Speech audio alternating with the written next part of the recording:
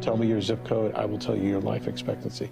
And that's because place matters in health. We have about 23 million people in this country that live in food deserts. Cheap fast food is the norm in terms of a meal. You can go for miles and not be able to buy an apple. Having access to fresh fruits and vegetables cuts down on a lot of chronic diseases. Diabetes is less, high blood pressure is less, and even certain cancers. So we have to look at the communities that our children live in. My patients are with me 15 minutes, 20 minutes, and then they go back into their world, into their environment. And I need to be sure that that environment can help do what I'm asking them to do. It's a desert because there's no food there, but that means there's an opportunity because there's demand and then there's lack of competition. For a child who lives in a community where there used to be either a liquor store or a vacant lot, and all of a sudden one day they look up and there's a brand new grocery store that's selling fresh fruits and vegetables. Wow, that's new.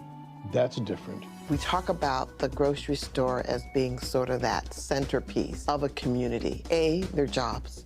B, all of a sudden they're exposed to a different kind of product and quality and just an environment that says you matter, that you're important. We've seen with that revitalization of the neighborhoods. There's attention now given to the walkability. People are talking about designing streets, cleaning up neighborhoods. It can be catalytic. I think in general people just perceive that because you're in lower income communities that the money isn't there. Well, that's just simply not true. People eat everywhere, and they have to shop, and they need their goods and services. If you service them properly and you treat them properly, they're going to be loyal, and they're going to come and spend and do all the things that they need in your store. Successful grocer is very tied in to the community they serve. It only makes sense that you would draw your employees from your local community. Living and healthy eating is a business equation that makes sense, and it does make sense for our retailers.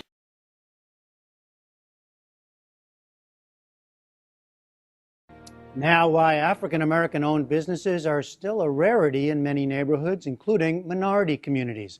NewsHour economics correspondent Paul Salmon has been exploring that question, part of his ongoing reporting, Making Sense of Financial News.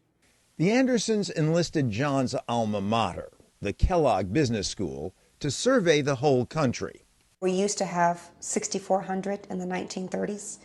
We had 19 full-service grocery stores at the turn of the century. Now, those researchers at Kellogg who helped us with our study, they could only find evidence of three Black-owned full-service grocery stores in all of the United States of America.